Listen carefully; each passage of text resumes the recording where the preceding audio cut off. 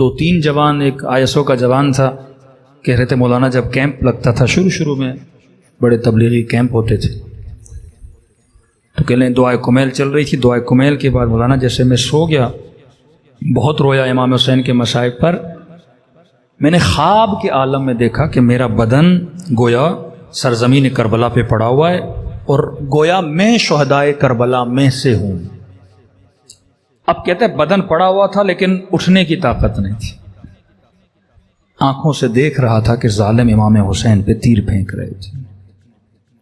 कहते वो कैफियत मेरी ख्वाब में होगी। इसके दोस्त कहते हैं 10 लोग इसको पकड़ने वाले थे लेकिन इसके बदन में इतनी ताकत और जुम्बिश आ गई थी, कहते गोया मेरा दिल फट जाता। अब कह रहे जब घोड़े दौड़े ना तो मैंने महसूस किया कि घोड़े मेरे बदन से दौड़ गए।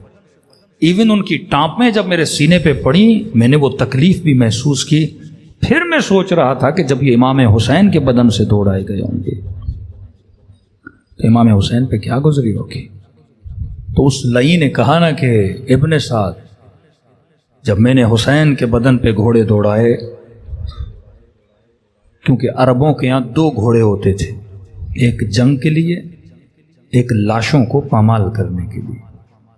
जब लाशों को पामाल करना चाहा तो वो घोड़े लाए गए, वजनी घोड़े होते थे, पांवों में सुम लगाए जाते थे।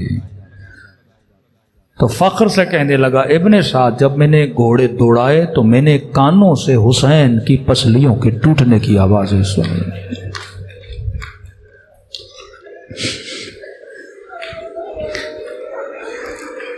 बीबी ज़ैनब से पूछा गया ना, बीबी 11 मुहर्रम को आपने खुद को ऊंट से क्यों गिराया? फरमाती है मैं देख रही थी कि सज्जाद अपने बाबा को देख रहा है। फरमाती है थोड़ी देर और देखते तो शायद सज्जाद की रूह परवाज कर जाती। चेहरा दूध की तरह सफेद हो गया था। तो मैंने खुद को ऊंट से गिराया ताकि सज्जाद की तवज्जो बाबा के बदन से हटे और पुफी की तरफ आ जाए। इमाम देखे तो रूह परवाज कर जाए। तभी छठे इमाम फरमाते हमने अपने शियों के सीनों पे 6 पर्दे डाल दिए हैं। अगर ये पर्दे न होते ये मसाइब सुनते और उनका दिल फट जाता।